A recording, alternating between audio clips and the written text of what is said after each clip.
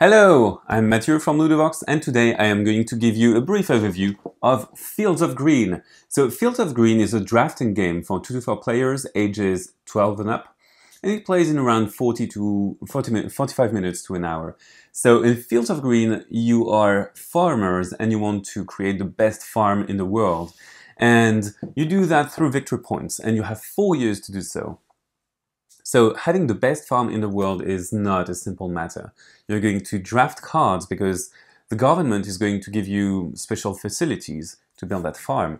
And you're going to draw these cards from these piles, and the piles correspond and match a different type of building or field.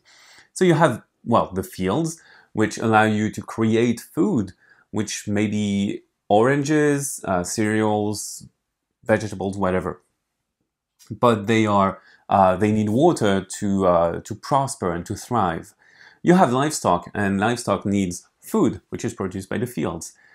Well, this is easy enough, right?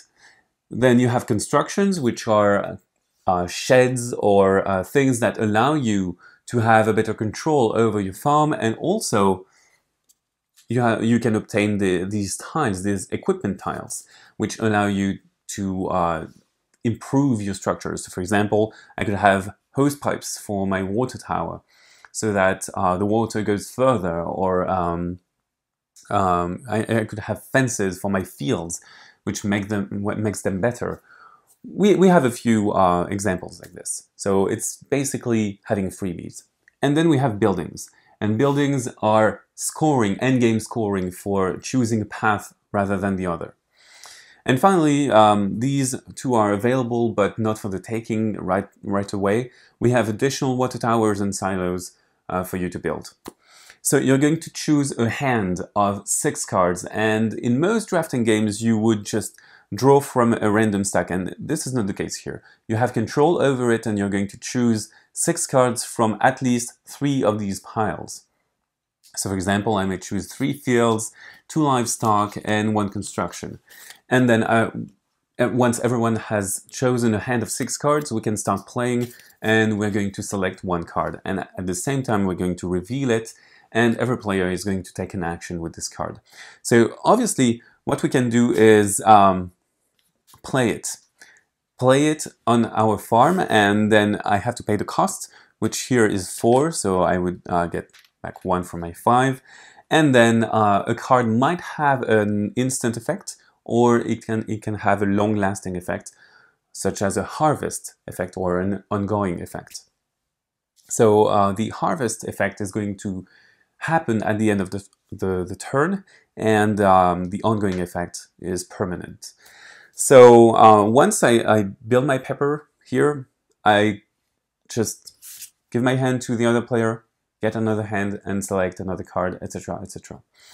We can do also other things with our cards. So what we can do is go to the market, because sometimes we don't like the blueprint for these, and we're going to discard this card and get 2 money for the card that we discarded.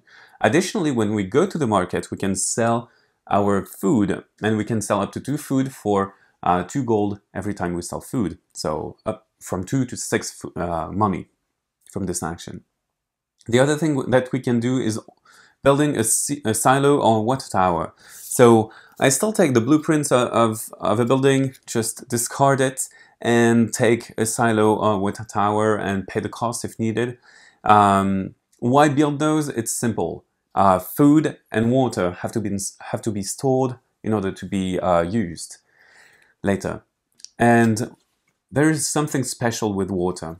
So hoses are not infinite. So for example, I have this pepper field here and this water tower here, and this works because the water tower can irrigate a field that is up to 2 spaces far from it. So 1, 2, I can do it. For example, if I had, let me check. I have another pepper field here.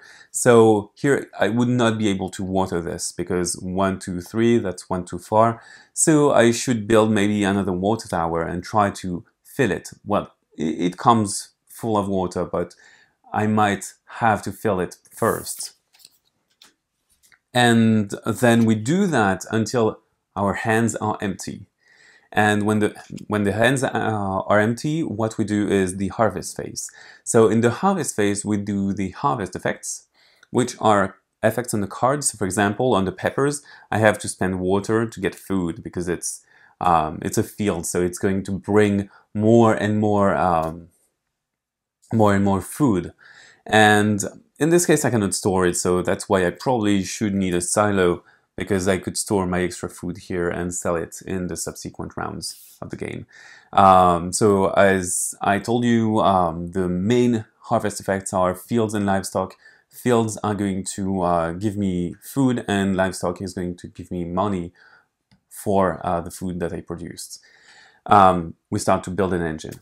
So once we have done the harvest phase, we kind of make an upkeep phase to get more cards. So 6 new cards, we get a few resources back, and then we move on to playing. Once we have done 4 rounds of this, at the end of the 4th harvest phase, we count the victory points thanks to this score sheet here. So we gain victory points for the stars on our cards. Also, we can have a few tokens like this. The equipment, the leftover equipment also gives points. We have money, which gives us points. We might have food that's still stored, or empty water towers, and finally the game end abilities that we have in the buildings. And this is it. You know almost everything about Fields of Green. Bye bye, and see you on Noodlebox.